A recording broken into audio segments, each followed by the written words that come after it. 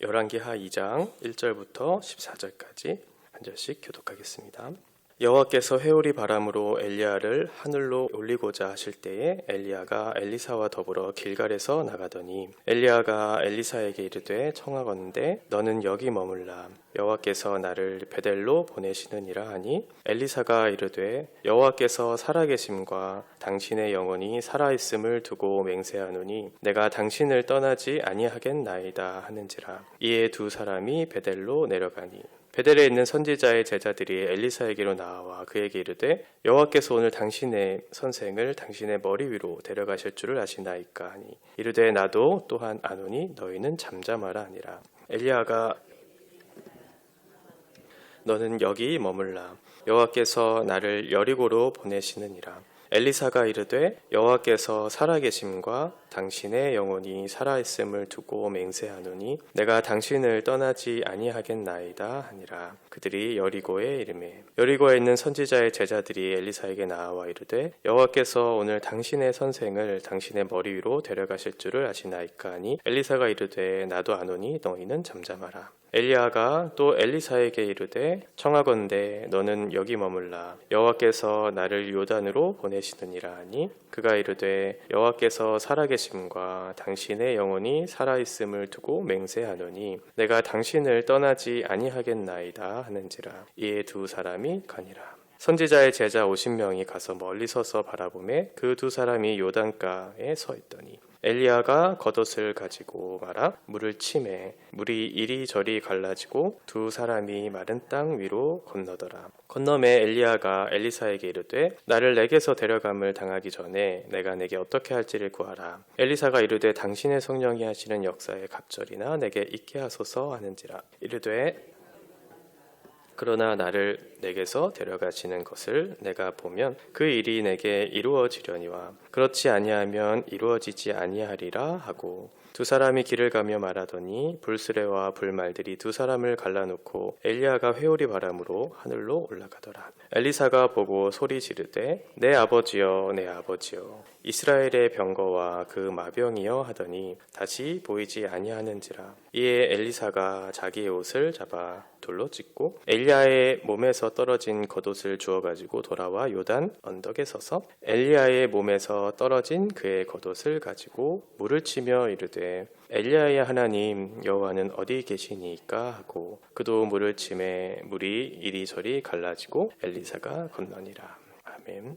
오늘은 이스라엘의 처음이 아니죠. 지금까지 이스라엘을 이끌었던 엘리야의 이제 끝 그리고 새롭게 이스라엘을 이끌어갈 이제 엘리사의 시작을 알리고 있는 본문입니다. 엘리야를 회오리 바람으로 하늘로 올라가고자 이렇게 하나님께서 하실 때 두 사람이 먼저 길갈이라고 하는 곳에서 함께 서 있는 곳을 우리가 보게 돼요.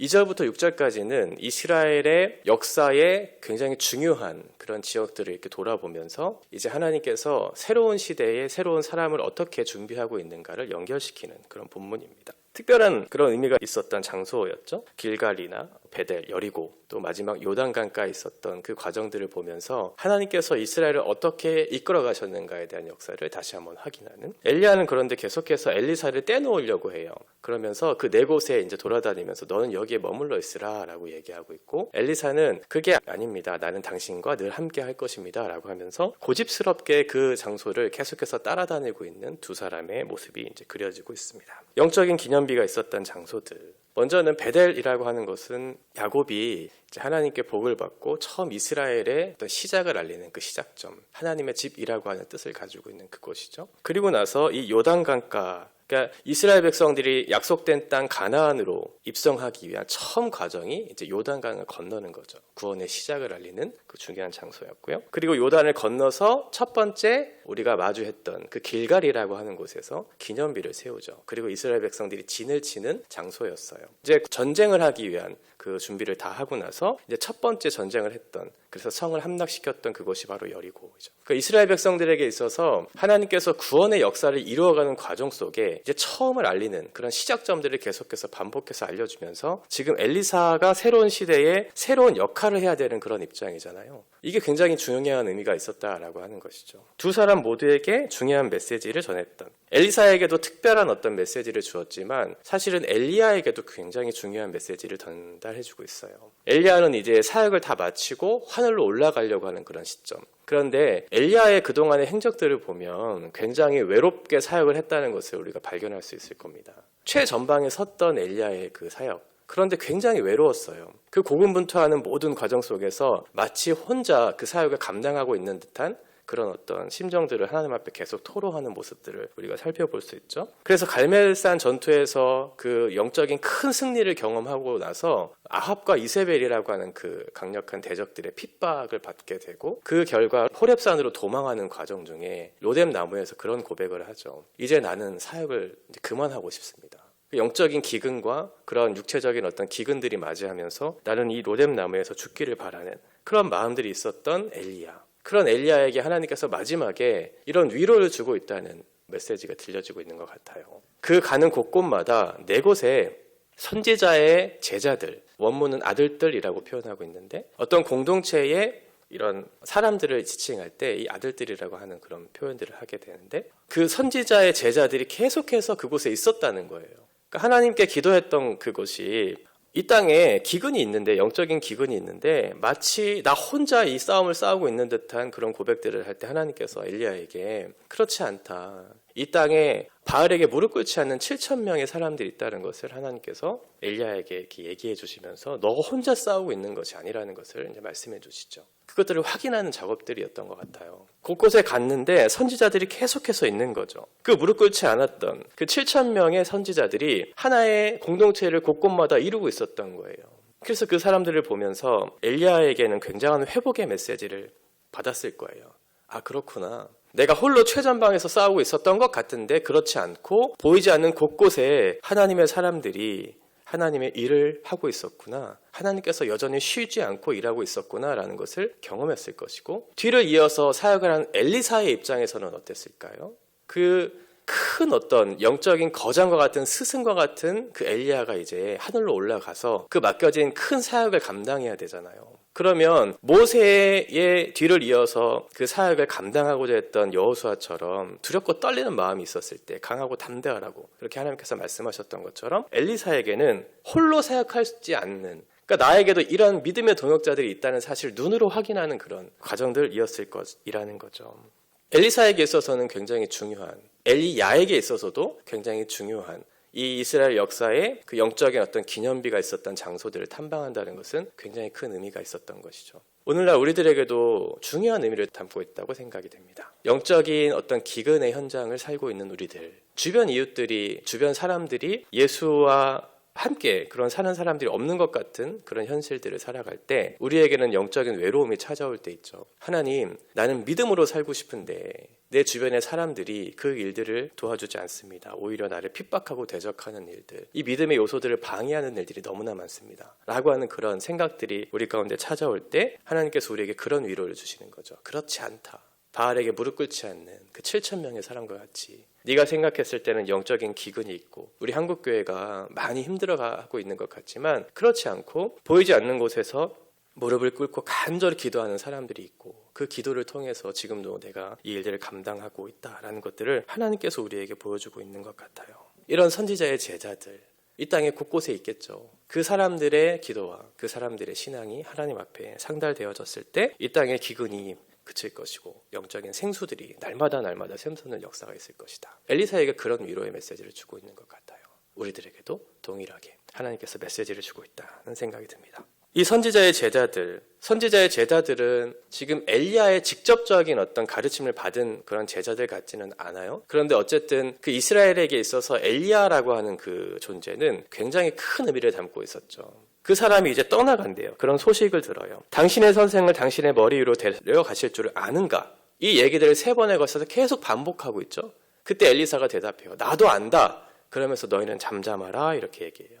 시대의 영웅, 그 한 사람이 떠나간다는 것은 당시 사람들에게 굉장히 중요하고 또 궁금한 일이었을 수도 있습니다. 그래서 엘리야는 그런 사람들의 어떤 심리? 이런 상태에 대한 어떤 걱정들이 있었을까? 아무도 보지 않는 곳에서 하나님과 독대하면서 하늘로 올라가려고 하는 시도들을 하게 되죠. 그리고 모세도 마찬가지로 지금 모세의 무덤이 어디 있는지 모르잖아요. 모세라고 하는 이스라엘에게 있어서 큰 선지자, 모세와 같은 선지자가 없는 그 사람에게 어떻게 보면 큰 관심을 갖고 그 사람의 어떤 영적인 어떤 업적이나 이런 것들을 계속해서 기를 수 있는 그런 위험성들이 우리 가운데 있기 때문에 아마도 그런 것들을 방지하기 위한 조치가 아니었을까라는 생각이 들어요. 사도 바울도 마찬가지로 사도 바울은 엄청난 영적인 체험을 했던 사람이죠. 삼층천에 다녀왔어요. 그러면 그 소식을 들은 사람들이 어떠한 그런 질문들을 할까요? 그곳은 과연 어떤 곳입니까? 그곳에 가보니 어떤 일들이 있습니까? 그러면 사람들의 생각에 관심이 어디를 향하겠어요? 그곳에 향하겠죠. 물론 영적인 체험이 우리에게 필요할 수도 있지만 많은 사람들에게 있어서 이 문제는 어떻게 보면 내가 정말 해야 될 사명에 집중하지 못하는 하나의 방해 요소가 될 수도 있을 것. 그래서 그런 부분들을 계속해서 이제 사람들에게 관심을 갖지 못하도록 그렇게 하고 있는 것이죠. 그래서 엘리사의 입장에서도 나도 안다 하면서 잠잠하라라고 하는 건 지금 바알이라고 하는 그 신이 지배하고 있는 이 이스라엘 땅에 우리가 집중해야 될 것이 무엇인가를 다시 한번 상기시켜주는 그런 메시지 같아요. 너희가 어떤 영적인 체험이나 아니면 영적인 거장의 어떤 발걸음을 우리가 궁금해한다든지 거기에 대해서 마음을 빼앗기는 것이 아니고 우리가 정말 중요하게 생각해야 될 것은 무엇인가? 지금 이 시대 가운데 우리가 감당해야 될 사명은 무엇인가? 하나님과의 관계죠. 그리고 하나님께서 우리에게 주신 사명의 길을 걷는 것, 이것이 굉장히 중요했기 때문에 그런 부분들을 하나하나 제하면서 우리가 집중해야 될 부분들이 무엇인가 선지자들에게 이렇게 메시지를 던져주고 있는 것 같아요. 7절에 보면 이제 두 사람은 이스라엘의 특별한 의미가 있었던 장소들을 다 돌아보고 나서 요단강 앞에 서 있어요. 요단강은 새로운 시작을 알리는 곳이었잖아요. 이제 가나안으로 입성하기 바로 직전에 이제 하나님께서 맡겨주신 새로운 땅에 새로운 사명을 감당해야 될 그 시점, 지금 엘리야와 엘리사가 그 앞에 서 있어요. 마치 모세가 홍해를 가르고 여호수아가 요단강을 가르면서 그 사역을 시작했던 것처럼 모세에게 있어서 그 홍해를 가르는 사건, 이것 자체는 그동안 하나님께서 나를 어떻게 인도하셨고 또 앞으로 우리를 어떻게 인도하실 것에 대한 약속, 이것이 큰 힘이 되었던 것 같아요. 지금 엘리야에게 있어서도 엘리사에게 있어서도 그런 것이죠. 이제 이스라엘을 이끄는 사람이 엘리야라는 사실을 이제 우리에게 가르쳐 줬다면 이제 새로운 땅에 새로운 시작을 알리는 지도자는 엘리사가 될 것이다. 그 역할을 받게 될 것이다 라는 것을 다시 한번 상기시켜주는. 8절에 보면 이제 엘리야가 겉옷을 가지고 물을 쳐요. 그리고 물이 이리저리 이렇게 갈라지고 마른 땅을 두 사람이 걷게 되죠. 광야에 40년을 견딜 수 있었던 힘이 홍해를 가르고 마른 땅을 건너게 한 그 사건에 대한 기억이었던 것처럼, 그리고 가나안을 들어가서 전쟁을 치를 때 믿음으로 그 가나안 땅을 정복했던 그 힘이 요단강을 건너 그 사건에 대한 기억을 가지고 했던 것처럼 지금 엘리사도 새로운 시작, 새로운 사명을 감당하기에 앞서서 지금 이 일을 경험하게 하시는 거죠. 엘리사에게 있어서 사명을 감당하기 위해 필요한 것들이 여러 가지가 있었겠지만, 그런데 오늘 본문에서는 그 두 가지 가장 중요한 너희가 갖춰야 할 그것이 무엇인지를 두 가지를 설명해줘요. 먼저 9절에 보면 나를 내게서 데려감을 당하기 전 나에게 구할 것을 구하라 라고 엘리야가 엘리사에게 얘기하죠. 그때 엘리사가 뭐라고 얘기하냐면 당신의 성령이 하시는 역사가 갑절이나 있게 해달라고 얘기해요. 갑절이나 있게 해달라. 이건 신명기 21장 17절의 말씀, 여기에 보면 율법에 나타난 장자의 권리에 대해서 얘기하고 있는 거거든요. 갑절로 번역된 이 단어는 정확하게는 신명기에서 정확하게 잘 번역했는데 두 몫이라고 하는 그런 뜻을 가지고 있죠. 아버지가 자녀들에게 재산을 상속할 때 특별히 장자들에게 두 몫을 상속하거든요. 그러니까 지금 엘리사가 엘리야에게 얘기하는 건 내가 당신의 사역을 이어받을 장자의 권리, 그러니까 그 책임 있는 자리로 나를 부르셨으면 좋겠습니다. 내가 그 사역을 계승할 수 있도록 나에게 그 은혜를 주십시오라고 하는 그런 의미에서 갑절의 성령의 갑절을 얘기하고 있는 거죠. 그때 엘리야가 이렇게 얘기해요. 이것은 쉬운 것이 아니다. 쉬운 요청이 아니다. 이것은 내가 할 수 있는 것도 아니다. 만약 하나님께서 나를 데려가시는 모습을 너가 본다면 그때 너가 가능할 것이라고 그렇게 얘기하고 있죠. 이건 마치 예수님이 승천하실 때 이제 제자들이 예수님의 승천을 보면서 이렇게 쳐다보잖아요. 그때 천사가 얘기해요. 갈릴리 사람들아 무엇을 쳐다보느냐. 마치 예수님이 돌아오지 않을 것처럼 이제 영원히 떠날 것처럼 그렇게 간절히 목을 빼고 기다리는 그런 이유는 무엇이냐. 다시 오지 않을 것처럼 기다리지 마라. 예수님은 너희가 지금 본 그대로의 모습대로 다시 오실 것이다 라는 것을 말씀해주고 있죠. 이 말은 예수님의 승천 사건 자체가 이제 이것이 끝이 아니고 예수님이 다시 살아있는 그대로의 모습으로 다시 오실 것에 대한 약속의 소망을, 기대를 주고 있는 거잖아요. 그러면 제자들에게 있어서 예수님이 떠나가신 시점과 예수님이 다시 오실 그 시점에 간격이 있었겠죠. 그게 뭐냐면 제자들이 그 간격을 메꾸라는 그런 메시지예요. 예수님이 지금 떠났는데 그런데 다시 오실 거야.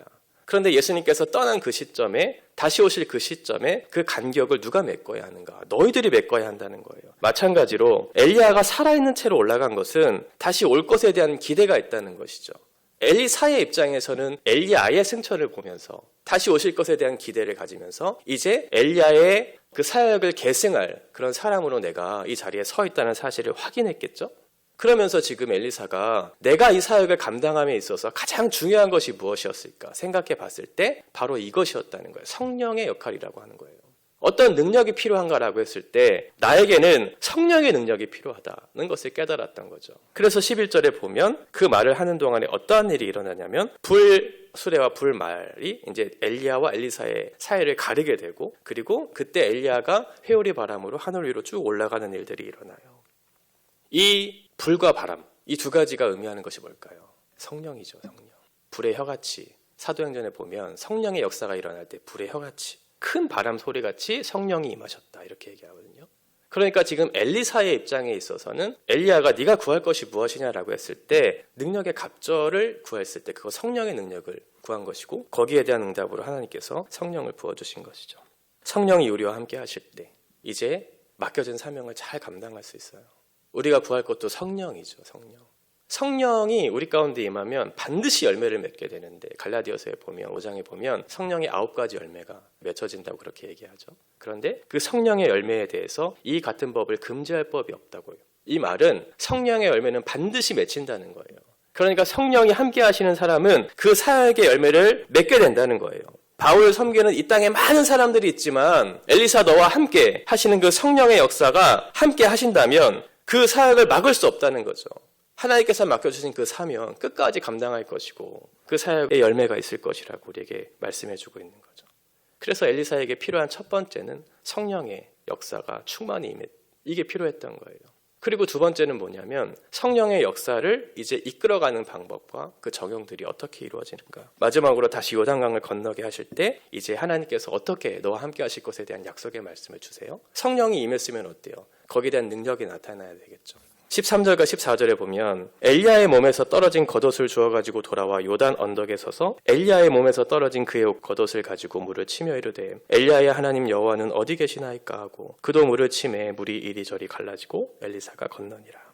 지금 요단 앞에 서 있고요. 이제 시작을 하려고 해요. 근데 그 요단을 처음 건널 때는 어떻게 해요? 엘리야가 하죠.